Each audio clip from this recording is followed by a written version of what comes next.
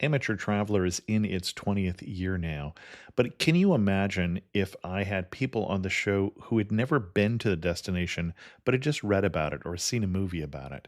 That wouldn't make any sense at all, and you wouldn't listen. We all know how important it is to receive advice from people who know a destination to get the most authentic local experience. And a great option for experiencing this is Explore Worldwide and their authentic small group adventures, led by local tour leaders, perfect for solo travelers who want to meet like minded people with a desire for adventure. I'm often an independent traveler, but two of my last three trips were with small group tours because they organize everything and it's a lot easier. If you want to recreate the tour I did to Malta, they have a Malta and Gozo Discovery Tour. I'm intrigued by one of their tours called A Taste of Sicily. The company again is Explore Worldwide, and visit exploreworldwide.com to learn more. And thanks to Explore Worldwide for sponsoring this episode of Amateur Traveler. The nights are long, the days are short, and the weather is chilly to downright cold, depending on where you are. It's a good time to slip into a Quince iconic Mongolian cashmere sweaters, which start at only $50. You can treat yourself to everyday luxury at an affordable price with Quince. If you really want to dive into luxury, you can check out their leather handbags, washable silk shirts, and European linen sheet sets. Whatever you're looking for at Quince, all the prices are 50 to 80% less than similar brands, and they do that by partnering directly with top factories and cutting out the middleman. They only work with factories that use safe, ethical, and responsible manufacturing processes. And of course, they use premium fabrics and finishes for that luxury feel in every piece. But you've already heard me rave about my Quince travel pants. Treat yourself this winter without the luxury price tag. Go to quince.com/traveler for 365-day returns plus free shipping on your order. That's QUINCE.com/traveler to get free shipping and 365-day returns. Quince.com/traveler. And thanks to Quince for sponsoring this episode of Amateur Traveler. Got my bags packed, I'm on a roll. I'm heading out there, and I'm ready to go. I'm looking real good in my passport photo. Oh, no. Amateur Traveler, episode 528. Today, the Amateur Traveler talks about monasteries and stupas, glaciers, and Everest Base Camp as we go to Tibet. I know that I should be heading home, but maybe not today. Welcome to the Amateur Traveler. I'm your host, Chris Christensen. Let's talk about Tibet. I'd like to welcome to the show Lee Deitesfeld and Travis Bingaman, who've come to talk to us about Tibet. Lee and Travis, welcome to the show. Thank you. Thank you. Thanks for having us. Yes. You're welcome. So we're talking about Tibet, which is, at least as far as China is concerned, a part of China. We won't get into the politics of it necessarily, at least to start out. But why should we go to Tibet? There's spiritual reasons, there's scenic reasons, and I guess you could also say intellectual reasons why you would want to travel to Tibet. Lee, Now, the first two I think are fairly obvious. The Buddhism influence, the amazing mountains and monasteries and monks and those sort of things. You say intellectual reasons, though, when I don't know where you're going. when you are in a place like Tibet, there is such a depth and brevity to Buddhism that you really can't understand unless you're really experiencing it firsthand. So that is the intellectual component for me. On top of that, too, with some of my background as an appreciator of history, and not to get into talking about politics with Tibet and China, there is a lot to be had discussion-wise while traveling through the area about the situation of Tibet and what it means for the people going forward. What kind of itinerary would you recommend for somebody who is going to go to Tibet? I think it varies depending on what country you're from, because China has different restrictions for different nationalities. We're obviously from America, and being so, you are required to go on a guided tour if you're to visit Tibet. You can't go over there on your own unless you have sanctioned permission as a researcher or some kind of worker or something there from the Chinese government. That being said, there's everything from 2 days tours that you can take of, let's say, just the capital, all the way to like 3-week excursions where you could go pretty much all around the country and see all the major sites. For us, we did an 8-day tour, I think it was, and I thought that was perfect. I mean, I'd love to have stayed longer, but I thought that was a good amount of time. 8 days was a great amount of time. Lee was starting to touch upon some of the lengthier tours, and some of the lengthier tours were more focused on the outdoor aspect of Tibet. So if you want to bike through, or if you want to get in some more hiking, those are the longer tours. Okay. And you mentioned the capital of Tibet. Well, we didn't say the name of it. Yes, that's Lhasa is the name of the capital. So, and what did you do in your itinerary for Tibet? Well, we started in Lhasa. And we were there for 3 days. Mm-hmm. And that was partly to see, there's a lot of sights to see there, and partly to acclimate to the altitude because most people come from lower elevation. And it takes about 3 days to really get your system to a point where you can really start going higher and traveling the rest of the area. So we started in Lhasa 3 days, and then the next 3 days or so we drove. It's called the Friendship Highway. It's a highway that runs between Tibet and Nepal, and stopped at various monasteries and small towns. One is called Gyantse, another one is called Shigatse. The last day, well, I guess the second to last day, we ended up at Everest Base Camp on the Tibetan side. And then the last day we came back to Lhasa and left. Okay. Well, let's do that again and more slowly and in more detail. So you were in 3 days in Lhasa, and you said there were a number of sites. Let's talk about the different sites you saw. So while in Lhasa, you need to spend some time getting acclimated to the altitude. We visited Portala Palace, which is the winter palace of the Dalai Lama. We also, in Lhasa, the next day visited the summer palace for the Dalai Lama. Let's see. Not To put that the it Dalai Lama lives in either one at this time. Right. Exactly. And it has been, both have been the palaces of the Dalai Lamas for hundreds of years. So the Potala Palace was built, I think, in the 14th century. So all the Dalai Lamas since then, I think it's like the 5th through the current, which is the 14th, have lived there. And then the summer palace, which is called the Norbalinka, I can't remember when that one was built. That one has around the same time, maybe. Yeah, and that one has an interesting history behind it because it had been added on several times. So when you visit it, originally, I believe, and I could be wrong, it was meant more as a place of meditation. It's outdoors.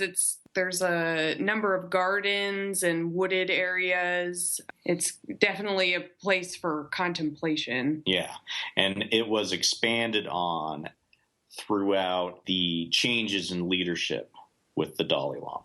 So they each have their own palace, so to speak.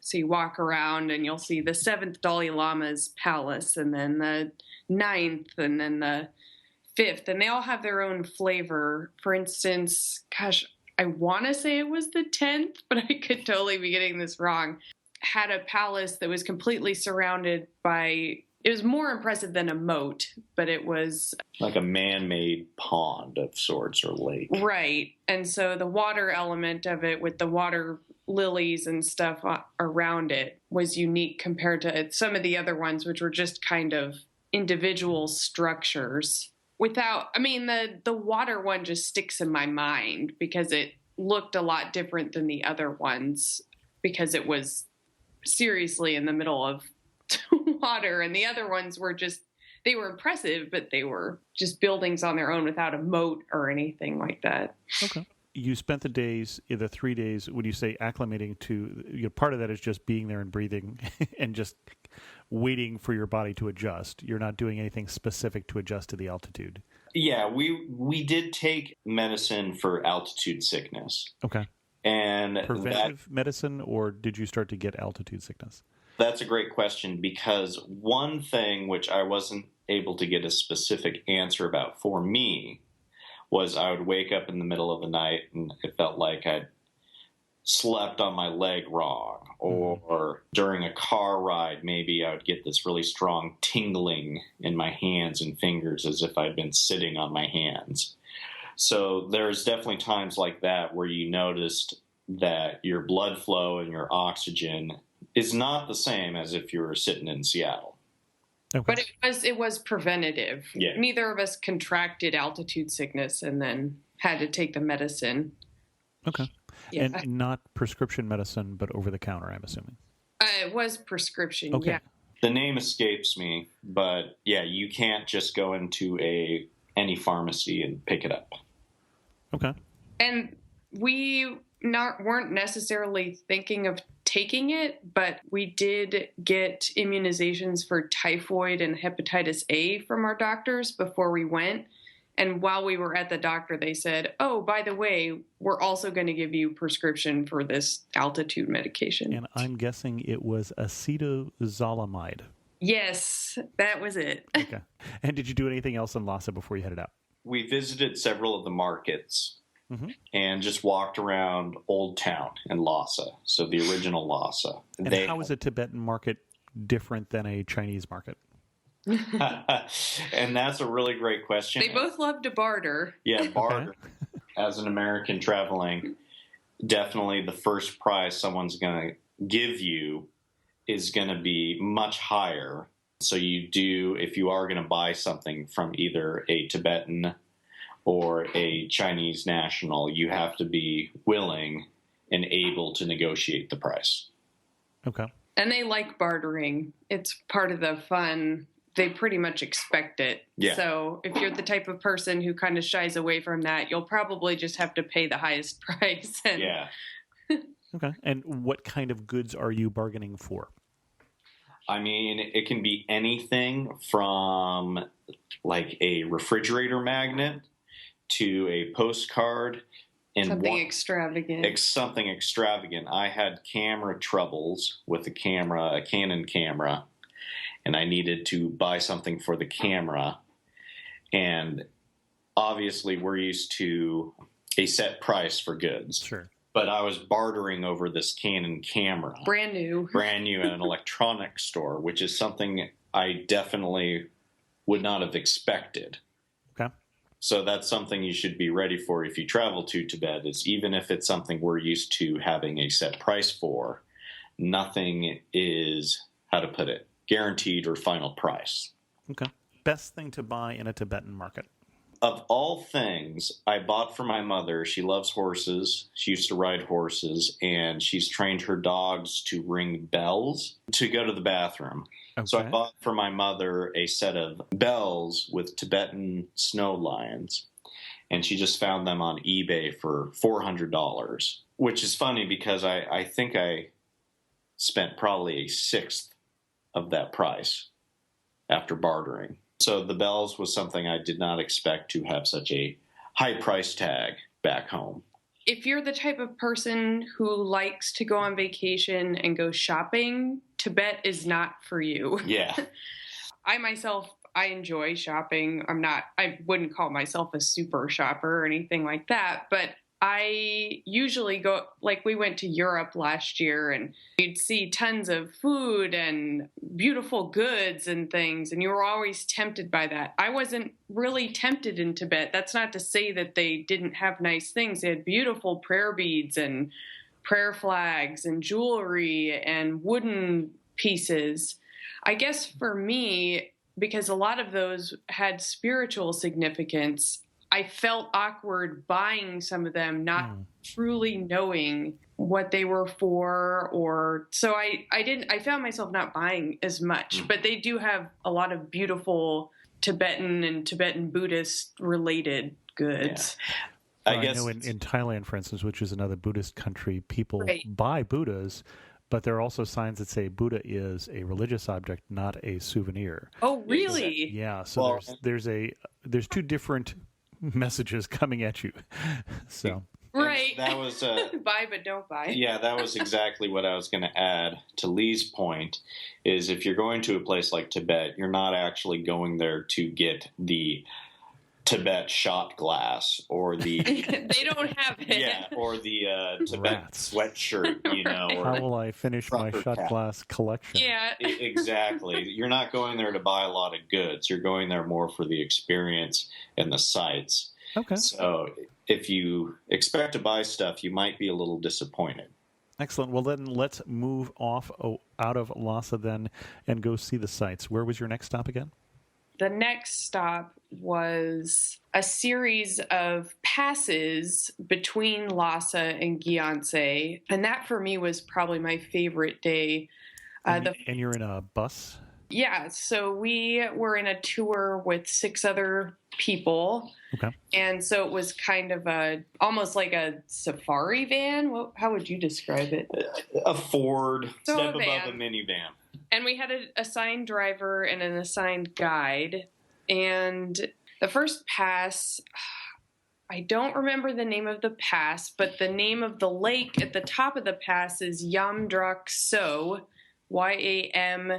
Yamdrok space TSO. And that particular site was my favorite. It's this just pristine turquoise lake. Mm-hmm. The sky that day was just absolutely clear with these big fluffy clouds, like you could just reach out and touch them. And being in summer, because we just went beginning of August, the hillsides were just green, and there's all this natural growing mustard, so these very yellow flowers. Where you stop, there's this little building with a bunch of prayer flags hanging from it, and just all the colors. It was just amazing. And I think it was around 15,000 feet.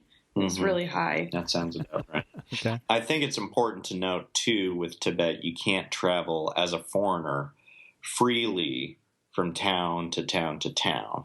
So in between these rides, if we run into a different township or different area, you are expected to present your passport and your visa, your Tibetan visa, to whoever's at the checkpoint. And your guide will mainly guide take care of that. will But take it care is of a lot of kind that. of a hindrance. You're Yeah. enjoying the ride. It's beautiful. And then you have to stop at a checkpoint every hour or so. The next pass we came across after coming out of Lhasa was Palala or something. But there was a big glacier, and I want to say it was about 16,000 feet. And I had never seen a glacier before, I don't think, up close. And it was just this stunning white, monstrous thing and of course, since it's Tibet, it's these beautiful green fields below it with a bunch of yaks dotting the hillside and all dolled up with their little bells on their ears and all those things. But that was really spectacular too, to see both of those things in one day. I mean, Yeah, the countryside can change quite dramatically. And the definition of what you're looking at is pretty extreme, too. Okay. And you didn't have a whole lot of time, I'm guessing, to get out and enjoy the scenery. Yeah, and 15,000 feet, you don't really feel like a hike, probably. Right. exactly.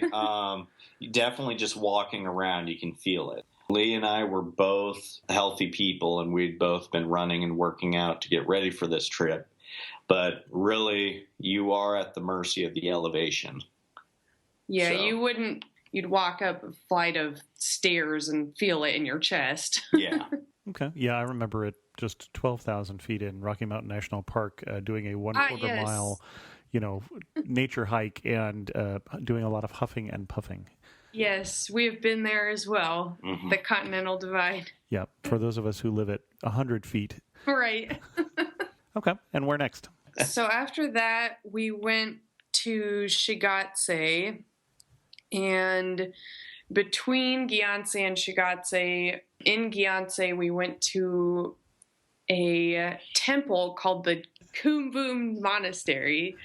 There they have what's called a stupa, and I don't know, people who've been to India or Nepal may know what a stupa is too. It's pretty much the shape of a building that's like the shape of the top of the Taj Mahal, that kind of rounded with bottom with the point at the top. But so they have, I think, the largest one in Tibet there. It's actually a physical building.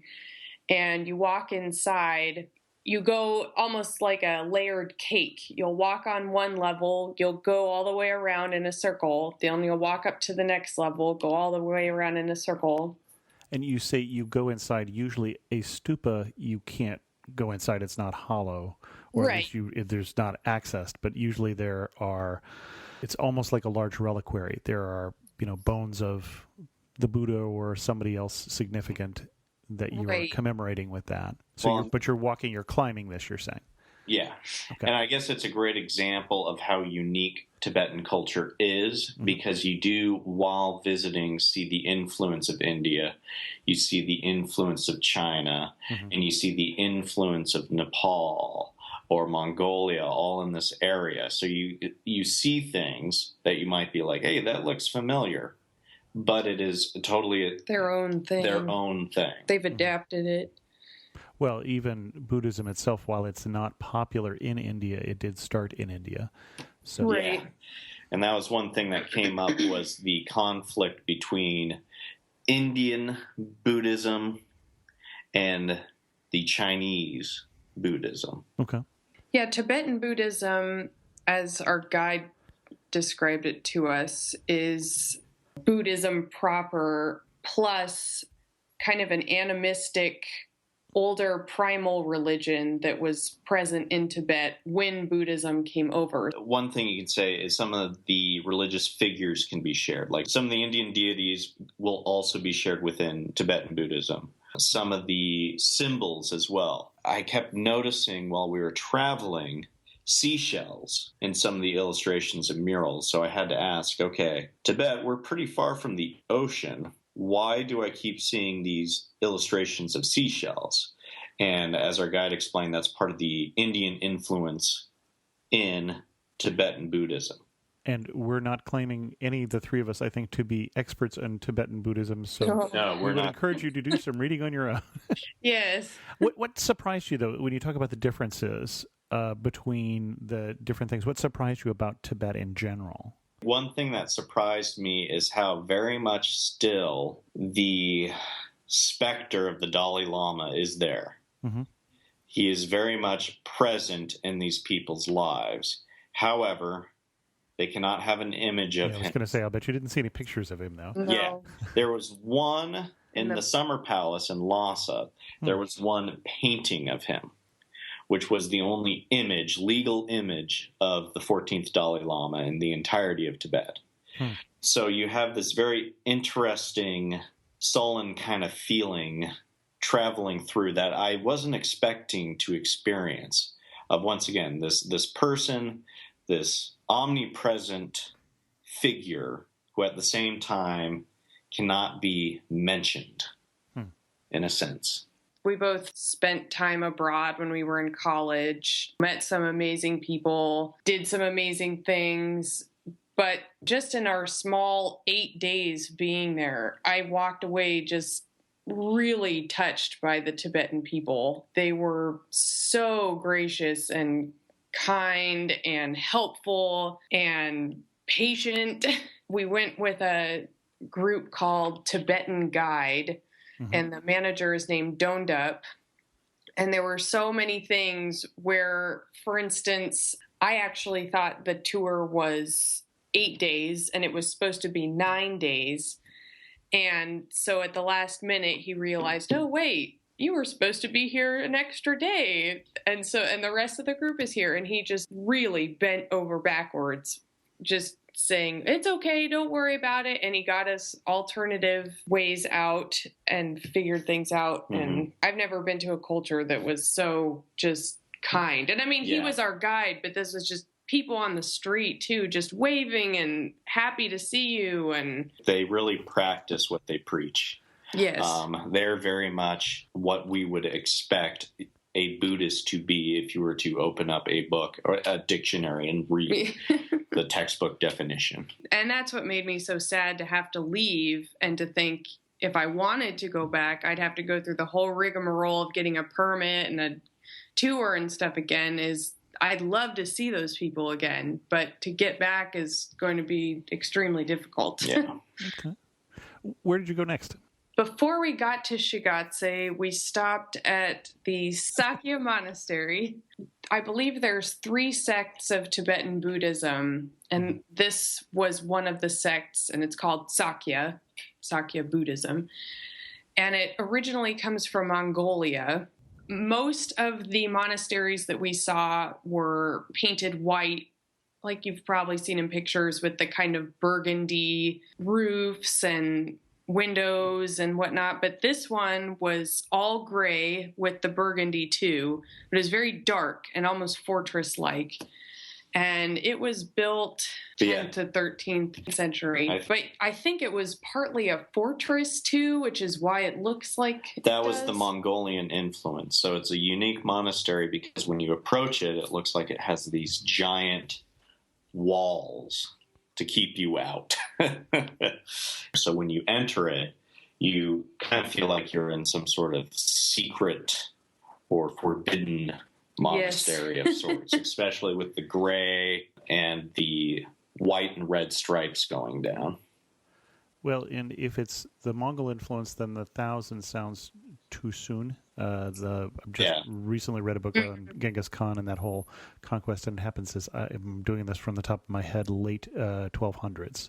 Yes. So 15th century. It's kind of out of the way from the highway. You have to drive another maybe 30, 40 minutes outside of the Friendship Highway to get there. And because that, you don't see quite as many tour groups, which admittedly, for instance, the Potala Palace was just inundated with tourists. But mostly there weren't a whole bunch, but they were there. But that. And when you see tour groups, Chinese tour groups, international tour groups? Predominantly Chinese tour groups. Okay. And by the way, for those people who have been listening don't know that we've just had technical issues. While we were having those, I looked up the monastery you were talking about, and it was, in fact, founded in the 11th century, but then became the place where Tibet was ruled from during the time of the Mongols in the 13th and 14th century. So okay. That's why you had 2 different dates in your head. Yes. They were both correct. But because that monastery is kind of off the beaten path, you saw more pilgrims there too, and that was great because I guess during the winter time it's a lot of nomadic people. When we were there, I don't think there was many nomads, but they definitely were. You definitely had a much more authentic look at some of the locals attending a monastery versus when you're in Lhasa, you just see a ton of tourists checking this out. You really got a feel for Tibetan Buddhism as it's happening. Okay, excellent. Where to next? So next was Everest. Yeah, it's just higher and higher up, more and more elevation. Then you get to Rongbuk Monastery.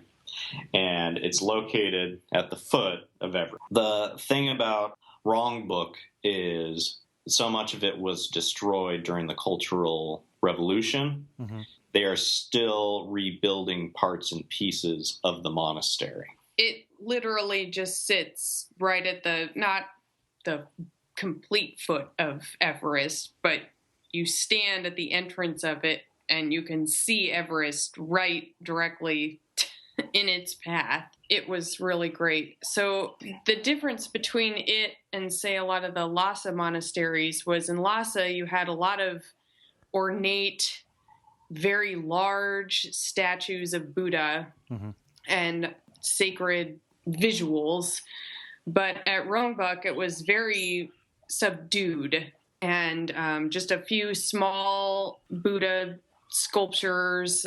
But that was fine because you could still tell that all these people had come through there, either Tibetans themselves or people wanting to climb Mount Everest or whatnot, and just leaving tons of offerings at the monastery. And that was very impressive to see. Just a tiny little place with obviously a lot of impact on people, either coming through or who practice the religion daily. Yeah, even our driver who was taking us from Lhasa to Everest got out at wrong book and gave his alms, his donations, and was reciting his prayers as we were traveling through.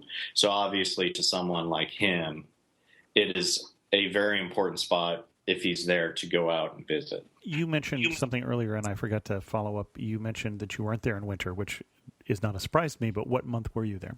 August. Okay. And is that, you went in that time because it is recommended because of the weather?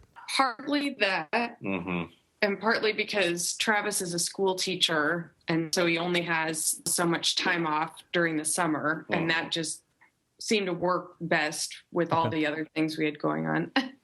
And then you obviously had decent weather if you're standing at the foot of Everest and you're seeing Everest. I understand you wouldn't always have that.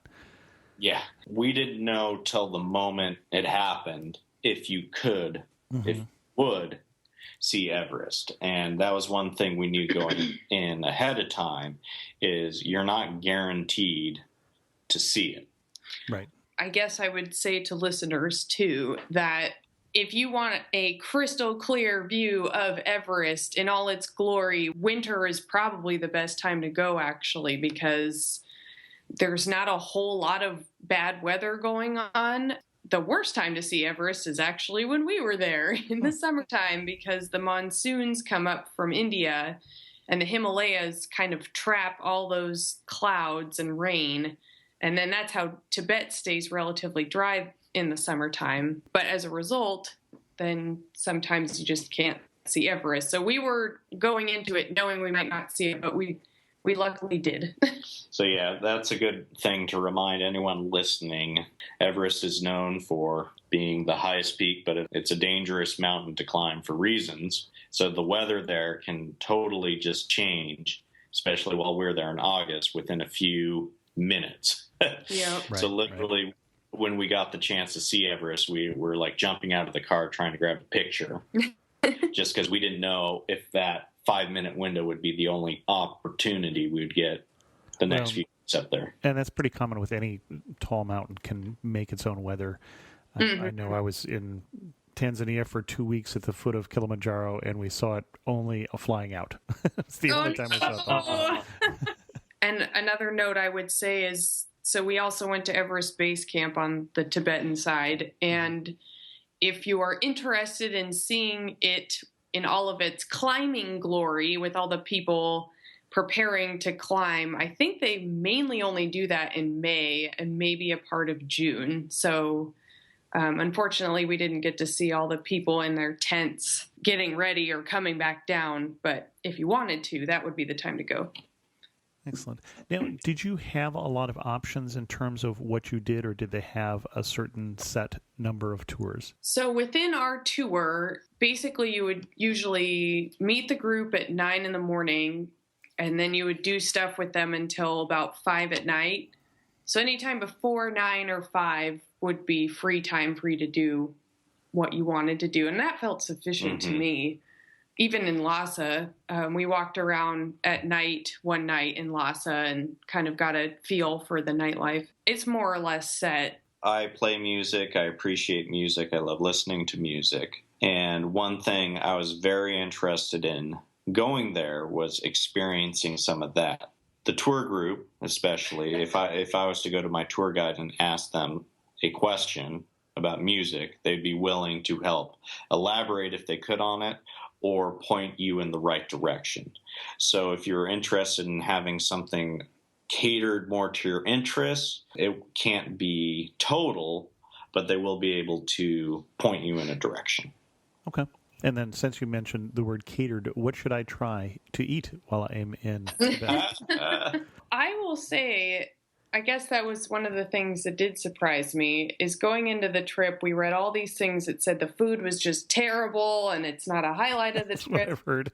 Yes, be prepared to eat the worst. I didn't think it was the best food I'd ever had, but I actually was pleasantly surprised. No. It's so close to India and Nepal. It was a lot of curry and tandoori and things that you would have in those countries that I find delicious. So Yeah, I'm actually vegetarian, and I went in expecting to have to eat meat, and I was prepared for that. However, I was actually able to go meatless, I think, the entire trip. yeah. Usually in a Buddhist country, you'd have better luck with that. Yes. Exactly. But I was being totally open to if it happened, because I wouldn't want to go hungry, right? But that is worth noting too. Like, it's not so horrendous that you'd go starving one night. Okay. We tried most of the traditional Tibetan food. So since I do eat meat, I tried yak, which I went into it very nervously, and it tastes almost just like beef. So if you were to go to Tibet and you don't mind the taste of beef, you'd be fine with yak. Yeah. Okay. So it's not, they didn't name it because of onomatopoeia.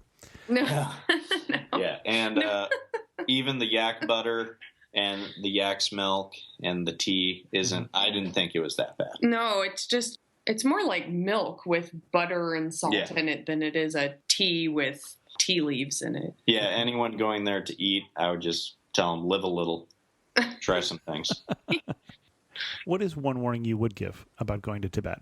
You ought to prepare yourself for what? One odd thing is being a white American, being asked for pictures. Or just non-Asian. Yeah. I would say ethnicity besides Asian. Yeah. Been there, done that. Yeah, Yes. exactly. So that might be a total shock to some, but yeah, I wasn't necessarily expecting just being down the street, heading on my way, and being grabbed and asked like, "Oh, a picture." So Yeah, I'm sure you've heard I'm that. 6'3". Oh my goodness. So I've had that. I've had that in Turkey, having the Korean tour group where the guy had to have his picture taken with me, and I just assumed he was a fan of the show. So yeah. I hope he was. Yeah. I guess for me, I would say I'm not Buddhist, and neither is Travis, but I do have a fairly deep interest in it. Mhm. And so going to monastery after monastery was not uncomfortable or uninteresting for me, but I could see if you were mainly in Tibet for the mountains or the culture, if you had to go to monastery after monastery and see a bunch of Buddha statues, you might not be so keen on that. Yeah. If I you did don't, a press trip in Thailand, and they really want us to see every monastery, and there was a point at which we really didn't care. Yes. They were lovely. They really were Yes. lovely. But and at the same time too, if you don't know who the Dalai Lama is or the political situation, you're going to be very, very confused about why you're seeing this and why you can't see this. So Yeah. as we start to head towards wrapping this up, I know from there you headed back to Lhasa. Anything else we want to cover before I get to my last questions? staying at base camp, Okay. it was cold. You stayed in a tent, one would assume? Yeah, and I believe the outside of the tent was woven in yak's fur, which is kind of a black, coarse fabric. Okay. But it's still very well insulated, and it wasn't as rough as I was expecting, and I think Lee would agree as well. One thing that was rough for me, both of us being from Seattle, we're used to, how to put it, when we go to bed at night, there's plenty of fresh air, and it is quite wet here. And so sleeping there while having to burn sheep's dung for warmth made for me a kind of a long night. Dry. Just dry and the smell of dung. It was. You decided not to bring a lot of sheep's dung back. Yeah, I'm not bringing it. Seattle. Okay. Yeah, didn't bring any back for gifts, but it makes sense though. Obviously, it's such a high elevation. It's not exactly like there's trees out there you can just cut down. Right. Mm-hmm. So if the idea of burning sheep's dung makes you queasy, I don't know if ever space camp will be your deal. One other thing about base camp was, so I mentioned earlier we were in a tour with 6 other people and all different ages. So Travis and I are in our 30s. There was as young as 18, as old as probably 60s. And we really bonded during the whole trip because we were spending so much time with each other. And I really liked base camp because they put all of us in one tent. And so we kind of got to have almost a sleepover, and it was just one of our group mates. He he brought some Jägermeister with him on the trip. And so after we'd gotten back from seeing Everest, he poured us all a little bit and we celebrated. And I thought that was really a nice way to kind of wrap up the bonding experience all of us had. Anything else before we get to the last questions? One of my favorite things while we were visiting in Lhasa was going to the Sera Monastery and seeing the Tibetan monks debate. And if you don't know what that looks like or what that sounds like, it could be quite shocking walking into it. Because to emphasize points, they will clap and slap their hands together. And the other thing that was fascinating, I didn't realize, while they're debating amongst monks, they're moving their prayer beads from their wrist up to their shoulder. And I didn't know this, but I guess when it's down to their wrist, that represents the suffering. And while they're debating, they're explaining how you move from suffering to enlightenment. So when they emphasize a point and then talk about how to become enlightened, they move the prayer beads from the wrist up to your shoulder. Okay. Now, was the debate happening in a language that you were understanding, or? No, but it wasn't. But that was kind of the fascinating thing. It's in Tibetan. It's in Tibetan, but once you pick up on the technique, you can kind of see what's happening. Okay. And you can figure out, just based on facial expression and the interactions, where they are. Last 4 questions. One thing that makes you laugh and say only in Tibet. I paid maybe $1, the equivalent of a US dollar, to ride a yak. Yeah, I think that's really only in Tibet can you... And I had to barter for the yak ride. He wanted $2, so I had to barter him down to $1. It was a $1 yak, in my opinion. So, when did you feel closest to home? This is so familiar. And when did you feel furthest from home? So I'm from Colorado originally, so I'm kind of from a mountain area. And I studied abroad in Chile, which has some mountainous cultures there too. And so I think from just the first hour we were there, driving around and seeing just the stark blue sky with the big white clouds and mountains and even the people that live in that area, in a mountainous area. I've never experienced this before, but it felt like there's a definite connection between and similarities between people that live in those high altitude regions of the world. That made me feel right at home. And furthest from home? Furthest from home, maybe it's just the color. That was one thing that really struck me, was the vibrancy of the color, especially in nature and in the dress, in the homes. Everything seemed very bright to me. Kind of an odd thing to make you feel far from home, but it just really still sticks out with me is the color. It's like the difference between the beginning and the rest of The Wizard of Oz. Exactly. Now we're back in gloomy Seattle. Yes. I would say the furthest from home for me was just the censorship. Not being able to talk about the Dalai Lama, not being able to talk about the treatment of Tibetan people. All of those types of aspects definitely made me think of the freedoms that we have in the United States. I guess I should back up. Being an educator and a teacher, sometimes I wanted to be frank and ask questions to the guide to get an answer for. And he would sometimes have to tell me, I can't answer that.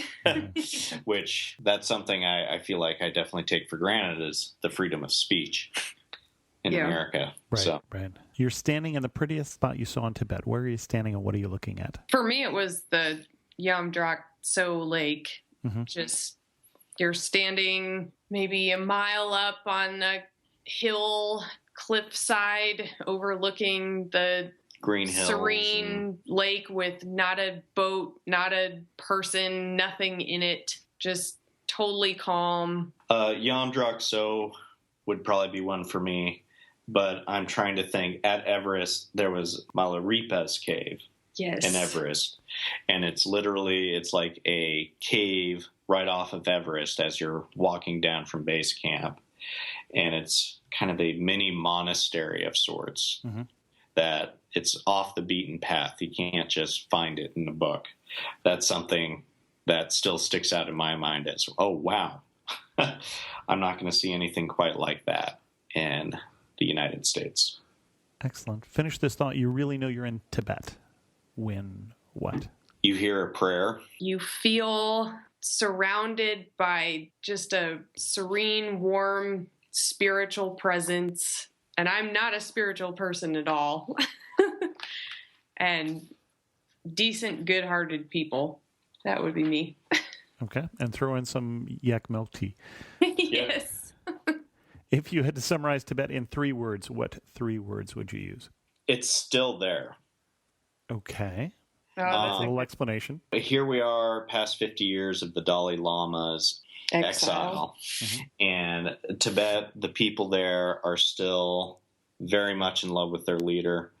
No matter what the Chinese government has been trying to do, their way of life is continuing. It's still there. And nature is still there for now. They've built up parts of Tibet, but not so much yet. So it's still in more or less its pristine glory. Excellent. Well, our guests have been Lee Deitesfeld and Travis Bingaman. And thank you both for coming on the show and talking about your obvious newfound love for Tibet. Thank you for having so us. much. Yeah. In news of the community, I heard this week from Ashley, who said, on the podcast you mentioned you liked hearing when we buy/use products or services that sponsor the show, and I wanted to let you know I've purchased 6 DK Eyewitness travel guides since listening to your show.